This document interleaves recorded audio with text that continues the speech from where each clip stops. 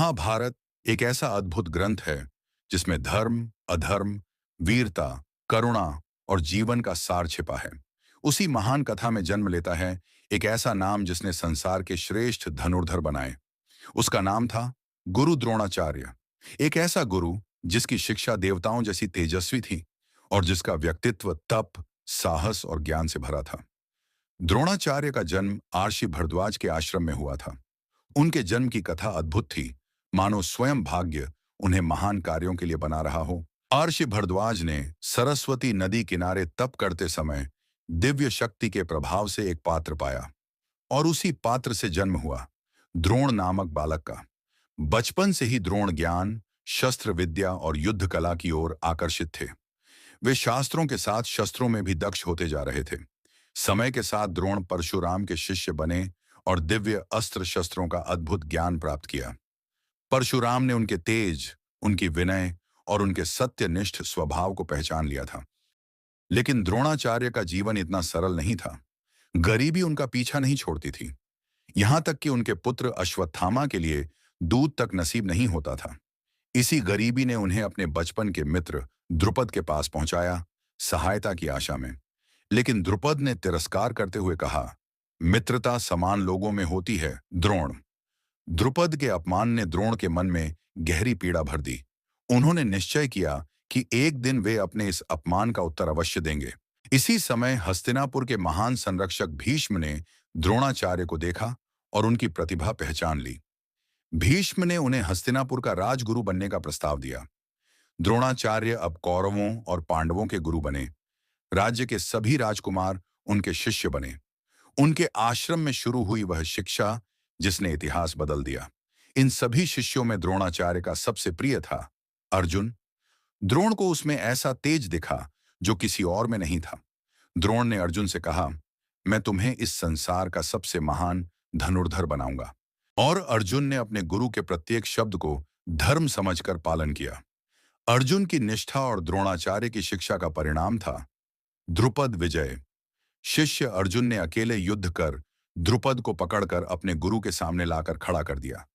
द्रोणाचार्य ने द्रुपद को उसका आधा राज्य लौटाते हुए कहा, अब हम समान हैं द्रुपद, अब मित्रता संभव है।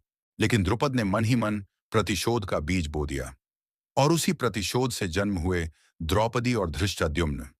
समय बीतता गया और धीरे धीरे महाभारत के युद्ध की आहट चारों दिशाओं में सुनाई देने लगी। हस्तिनापुर का वातावरण बदल रहा था। धर्म और अधर्म आमने सामने खड़े थे। जब युद्ध शुरू हुआ तो द्रोणाचार्य कौरव सेना के सेनापति बनाए गए। उनका अनुभव, उनका ज्ञान और उनकी रणनीति अद्वितीय थी।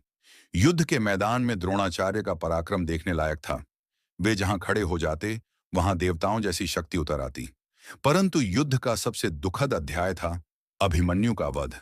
चक्रव्यूह द्रोणाचार्य ने ही बनाया था और उसी में अभिमन्यु फंस गया।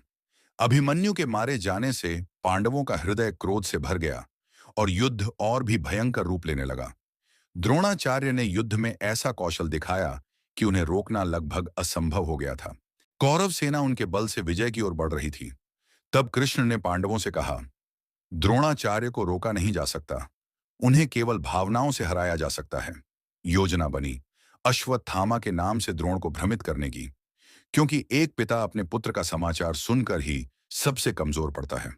युद्ध के अगले दिन द्रोणाचार्य फिर से मैदान में उतरे और इतनी भयंकर शक्ति दिखाई कि पूरी पांडव सेना टूटने लगी। कोई भी योद्धा उनके सामने टिक नहीं पा रहा था। तभी भीम ने एक हाथी को मार गिराया जिसका नाम भी अश्वत्थामा था। योजना के अनुसार यही झूठ द्रोणाचार्य तक पहुंचाना था। द्रोणाचार्य ने स्वयं युधिष्ठिर से पूछा, सत्य बताओ, क्या मेरा पुत्र अश्वत्थामा मारा गया है?